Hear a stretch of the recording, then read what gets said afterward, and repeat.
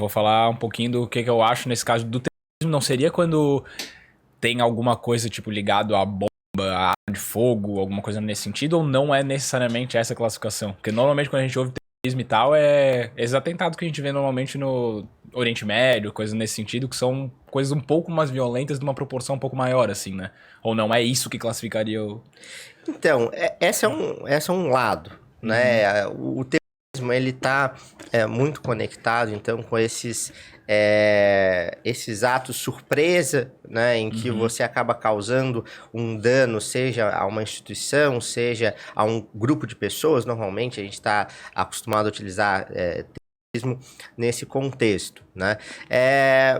Mas ele tem essa característica de estar voltado para um determinado fim, assim, então um determinado grupo de pessoas nacionais de uma determinada localidade, um ato contra, por exemplo, a gente teve, eu estou lembrando aqui, aquele atentado terrorista, por exemplo, em Nice, na França, que a pessoa roubou o caminhão, não sei se vocês lembram. Na frente do... Né? Então, ali era um ato contra os cidadãos franceses, contra o Estado francês, né? Com esse caráter de violência, né, que você comentou. Né?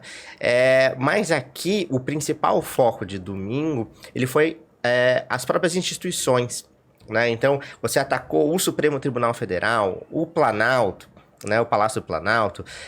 Então, esse foco mais em questões materiais, né, mais em questões relacionadas às próprias instituições, né, aquela questão, tem que fechar o STF, tem que intervenção militar, esse caráter mais voltado para as instituições vai acabar fugindo um pouquinho desse conceito técnico de terrorismo para entrar nesses atos atentatórios à democracia, ao Estado de Direito.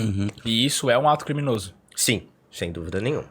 O fato de tu atentar contra a democracia é um ato criminoso, no caso. Isso. A gente tinha antigamente o que era chamada Lei de Segurança Nacional. O professor Diego Nunes, lá da UFSC, que tem escrito vários artigos sobre esse assunto. Quem quiser dar uma olhada, os artigos são todos disponibilizados gratuitamente, assim. Então, colocar aí Diego Nunes, Lei de Segurança Nacional, vocês vão encontrar. E essa lei, ela então foi revogada e foi colocado dispositivos no Código Penal. Então tá lá, a gente tem, por exemplo, crimes contra a vida e tem lá crimes contra a democracia. Então, buscar fechar uma instituição, depredar, por exemplo, um prédio como o do Supremo Tribunal Federal, tudo isso está tipificado no nosso Código Penal. Então, é um crime, assim como é o roubo, o furto, o homicídio, está realmente tipificado como crime mesmo. Então, quem foi preso lá pode ser julgado como criminoso, um crime realmente julgado, condenado, normal, né? Isso, a pessoa vai enfrentar o processo penal e não é... A gente tem uma divisão, assim, a grosso modo, né, entre contravenções, que são esses crimes menores, né? Sim. E crimes, né, no sentido estrito. E o que aconteceu no domingo, aqueles que efetivamente participaram, né, eles vão ser enquadrados como crimes propriamente ditos. Então, como um ato criminoso. Então, são criminosos. Quem cometeu até que seja definido, mas o ato é um ato criminoso, né? Aí, sim. Pena, ou se crime é pesado ou não, acho que daí isso é outra questão, né? Até porque, não sei, daí isso agora é a minha opinião, que eu acho que deveria poder, vocês podem se manifestar contra uma instituição, por exemplo, mesmo que isso seja antidemocrático. Se ele, tipo... Cara, não sei nem como explicar isso, mas vamos supor, o cara é contra o STF, por exemplo. Quer que seja que o regime brasileiro seja de outra forma. Ele pode sugerir ideias, ele pode se manifestar contra isso ou nem pode, falar sobre o tema? Ele pode, ele tem esse direito, está abarcado dentro da parte de liberdade de expressão, liberdade de opinião. O que a gente tem que separar aqui são os atos, né, os atos criminosos. Então, você ir lá e martelar, né, as janelas do Supremo Tribunal Federal é diferente de você expor a sua ideia. De que, olha, tem que...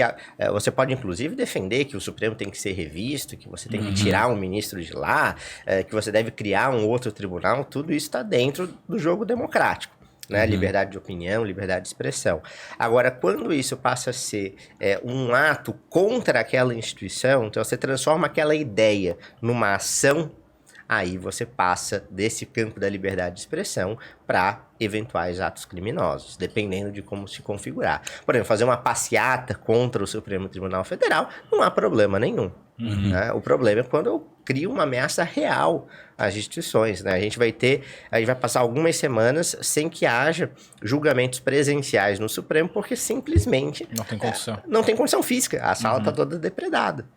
Né? Então, essa é a passagem. Eu tenho liberdade de expressão, tenho liberdade de opinião, mas eu tenho, quando isso se transforma em atos, né? E atos que, de fato, causem uma lesão, né?